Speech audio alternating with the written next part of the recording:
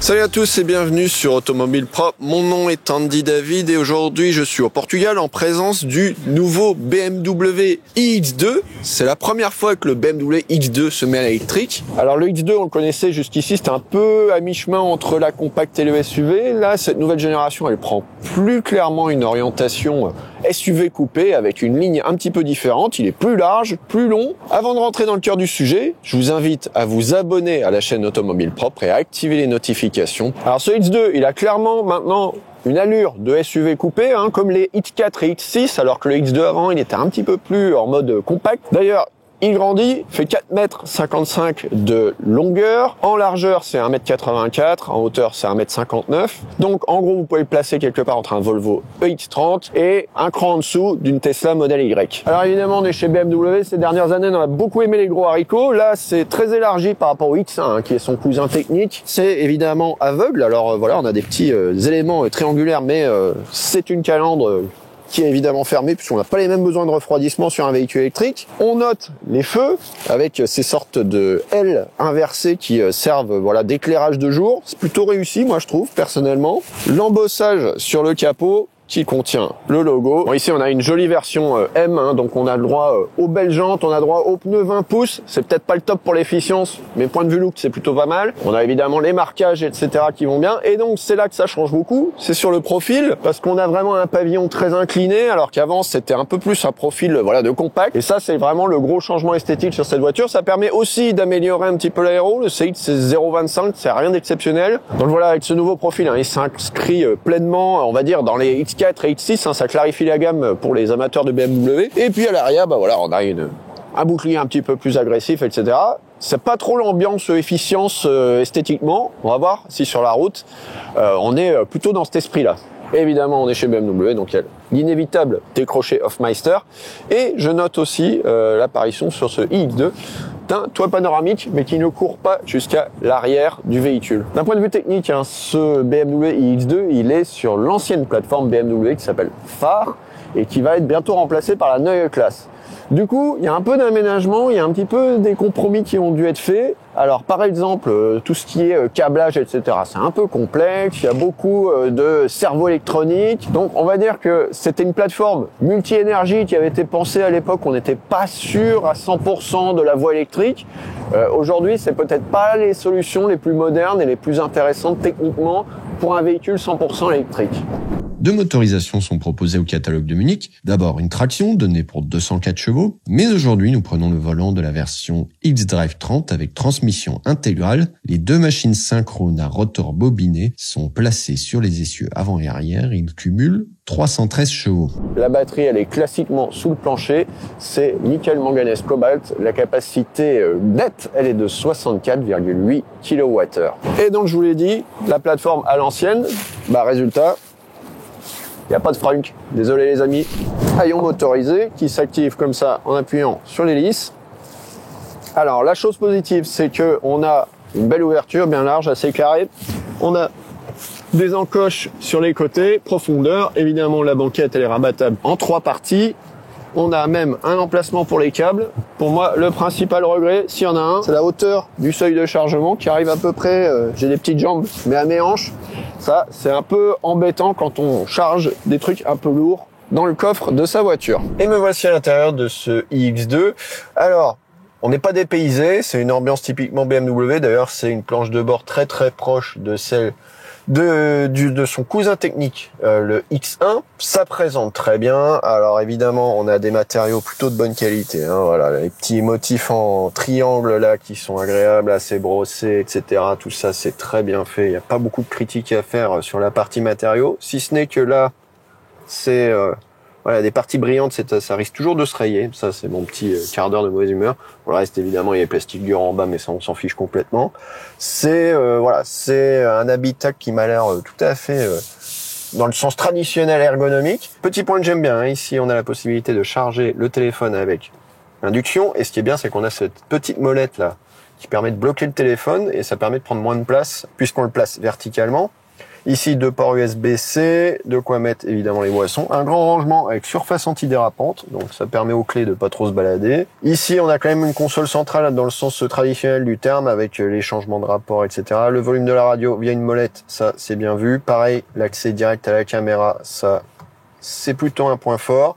Voilà, les matériaux sont vraiment de bonne qualité. Le siège, moi je suis bien assis. On est un petit peu en hauteur, mais pas trop. On n'a pas la sensation d'être perché au-dessus du trafic. Donc voilà, on est dans quelque chose d'assez classique. Alors on a les 2 écrans. Hein. D'un côté l'instrumentation. Moi je trouve que c'est peut-être un peu trop fourni en chiffres, mais on peut choisir entre guillemets ce qu'on affiche sur l'écran. Pour moi la plus intéressante c'est plutôt tout ce qui est autour des consommations moyennes et de l'état de charge de la batterie. Ici l'écran central, alors il y a un nouveau software, c'est la 9e version des softwares BMW.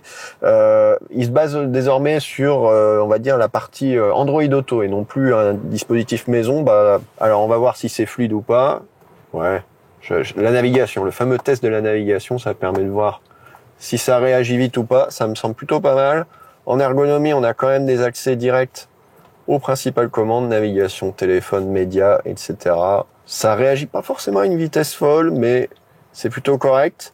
On aimerait bien peut-être avoir un petit peu plus de boutons physiques, entre guillemets, pour accéder aux principales commandes plutôt que de passer là. Globalement, on a des commandes physiques sur le volant, on a des commandes physiques là. C'est pas entièrement digitalisé. Pour les gens un peu old school comme moi, c'est plutôt une bonne nouvelle. Alors, les places arrière, c'est pas Byzance. Pourquoi ? Parce que déjà, la porte, elle est un peu petit format. Alors si vous venez avec un gros siège bébé, ça risque d'être un peu difficile de rentrer à l'arrière. Là, le siège avant, il est réglé pour moi. Il me reste 5-6 cm devant les genoux. C'est pas une voiture extrêmement spacieuse. Pareil, les fenêtres sont pas de grand format, heureusement que sur cette version.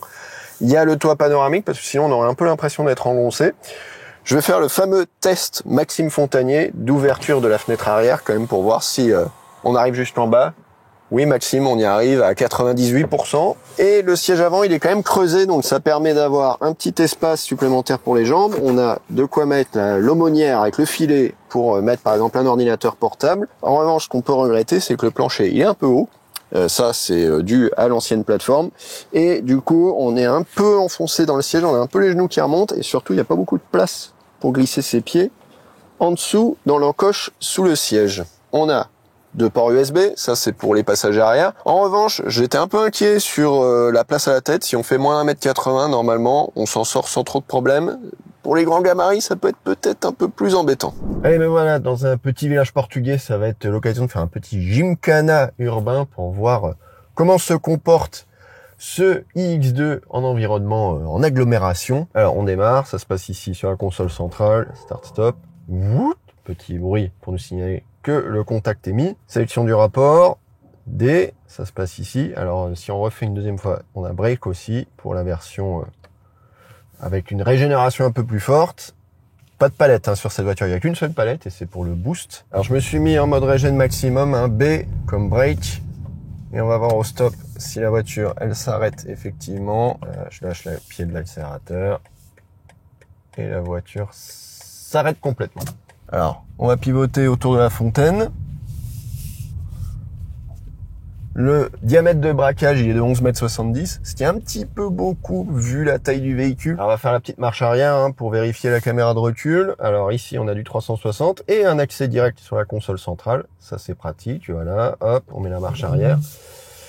Ça saccade un poil, mais la définition, je trouve, est assez correcte. Donc on prend bien, et on a le 360, donc on peut évidemment prendre bien conscience de la taille du véhicule. Pas hésiter quand même à contrôler.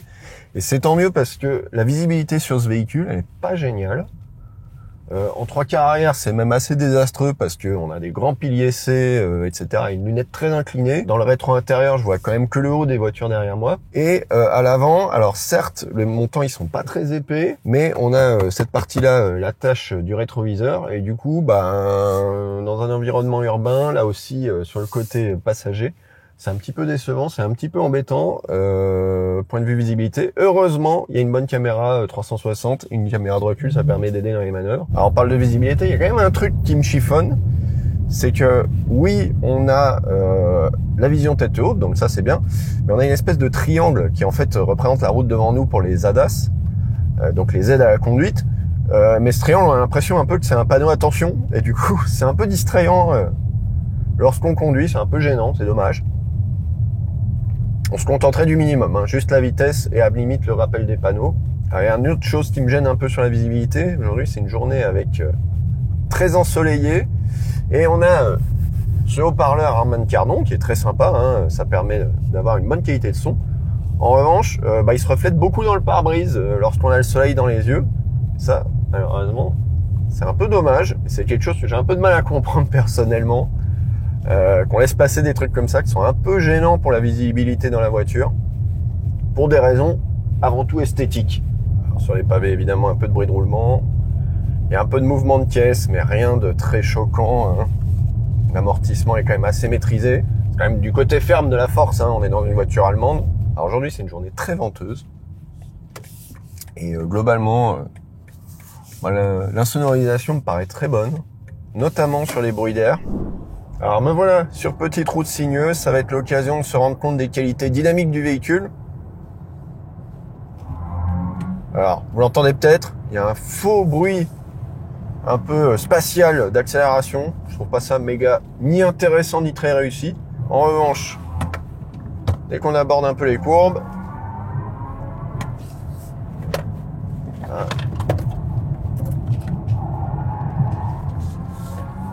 il y a du grip. On est en Pirelli P0 20 pouces. Alors ça serait surprenant qu'on manque d'adhérence. Mais effectivement, la voiture, elle passe sans broncher dans les virages. Aucun problème là-dessus. Même si on arrive un peu fort. Alors cette montre pneumatique, ça en fera sans doute pas une championne de l'efficience. Mais point de vue comportement routier, ça aide quand même beaucoup. C'est assez sécurisant. Ça permet de pas mettre en défaut la voiture trop rapidement. Et puis voilà, une direction assez directe, assez précise. Et alors, voilà, on a pris les virages un peu vite. Ça permet de voir qu'on a un siège, un fauteuil avec un maintien plutôt bon. Ça, c'est important. Peut-être que moi, j'aurais préféré avoir quelque chose avec un petit peu moins de largeur pour être plus calé dans le siège. Mais bon, il faut s'adapter à tous les gabarits. Et c'est réglable électriquement, hein, que ce soit à l'avant pour moi ou pour mon passager. Donc là-dessus, pas de problème. Dans notre version X-Drive 30 du jour, les 313 chevaux et 494 Nm de couple permettent des accélérations évidemment très franches. Le 0 à 100 est bouclé en 5 secondes 6. La vitesse de pointe est plafonnée à 180 km/h. Mais attention, les 2020 kg à vide modèrent ses prétentions sportives, mais aussi le confort. Sur chaussée dégradée, l'amortissement, même piloté, se montre beaucoup trop ferme. Alors, je vais faire mon habituel petit test de freinage. On se met bien en ligne à 80. Alors, mon ressenti, c'est que la pédale, elle est assez courte. C'est assez naturel le ressenti. L'ABS s'est mis rapidement en action et la distance de freinage était plutôt courte. Là aussi, on est aidé par le grip des pneus, ce qui est plutôt pas mal. La voiture s'est pas vraiment écrasée sur le train avant, donc là aussi, c'est resté bien droit, aucun problème là-dessus, même si c'est pas une monte de premier choix. C'est du piston unique, étrier flottant, donc rien pour les faire du circuit. Donc on peut se dire qu'en endurance, si vraiment on est méchant avec la voiture, ce sera pas l'idéal. Mais pour un seul freinage, parce qu'on se retrouve dans une situation difficile, la voiture elle fait tout à fait bien le job. Là-dessus, aucun problème. Et me voici sur autoroute à 120 km/h au régulateur, 120 km/h parce qu'au Portugal c'est la vitesse limite. Alors aujourd'hui, il y a un vent à décorner les bœufs qui souffle de l'Atlantique. Je tiens quand même à saluer, alors oui, vous entendez peut-être un peu de bruit de souffle, mais je tiens à saluer l'insonorisation parce que mon sonomètre, il me dit 68 décibels. Avec le vent qu'il y a qui souffle dans les montants, je trouve que c'est une valeur très honnête. En plus, les revêtements d'autoroute ou de route au Portugal sont souvent très abrasifs, donc c'est pas très favorable d'un point de vue bruit de roulement. Que la voiture parvienne à ces valeurs-là, qui sont souvent celles de voitures électriques dans des conditions plus favorables, franchement, c'est plutôt pas mal de la part de BMW. L'insonorisation, elle est bien traitée dans ce iX2. Alors notre version d'essai est équipée du régulateur intelligent, du maintien sur la ligne de voie, etc. Et je dois dire que c'est plutôt satisfaisant dans son fonctionnement. Alors voilà, je change de fil, j'accompagne le mouvement. Je peux pas lâcher le volant au moment de changer de fil. Mais globalement, la voiture, elle reste sur sa voie sans faire trop d'histoire. On s'aperçoit sur l'affichage tête haute quand c'est activé ou pas. Je trouve que la voiture fait son job de manière très souple. Il n'y a pas vraiment de ressenti un peu brusque comme on peut l'avoir sur certains systèmes. Voilà, BMW a assez bien calibré la chose. J'ai juste eu un petit incident juste avant, hors caméra, où en fait elle a confondu un panneau qui s'adressait à la sortie comme étant un panneau qui s'adressait aux gens sur l'autoroute, et donc elle m'a fait un freinage fantôme entre guillemets. C'est dommage parce que globalement le système, je trouve qu'il fonctionne avec un certain naturel. Ma consommation en direct là sur autoroute est autour de 23,5 kWh au 100 km. Après, c'est un peu une autoroute qui fait de l'accordéon entre guillemets, donc on peut se dire qu'on est un peu en dessous sur du plat. C'est aussi un petit peu défavorable aujourd'hui parce qu'on a du vent. En revanche, côté température, on est à 14 degrés Celsius, donc rien de désagréable pour une voiture électrique. Ce qui est certain, c'est qu'on sera probablement un petit peu en dessous de 300 km en rayon d'action sur autoroute. À l'issue de notre boucle mixte ville-route-autoroute, l'ordinateur de bord nous annonçait une consommation moyenne de 21 kWh au 100 km, de quoi assurer un rayon d'action de 300 km à l'IX2 à comparer aux 417 à 449 km théoriques du cycle WLTP. Cela reste un petit peu juste si vous roulez beaucoup. On est évidemment sur une plateforme ancienne génération. Je pense que si on veut savoir exactement ce que BM a dans le ventre, en tout cas sur l'électrique, il va falloir attendre les Neue Klasse, donc c'est les voitures qui commencent à arriver l'année prochaine, à partir de l'IX3, et là je pense que ce sera toute une autre dimension niveau efficience, niveau plaisir de conduite, etc. On va voir ce qu'on va voir. Voilà, là on est encore un peu dans un entre-deux, dans un compromis qui n'est pas forcément le plus efficient ou le meilleur.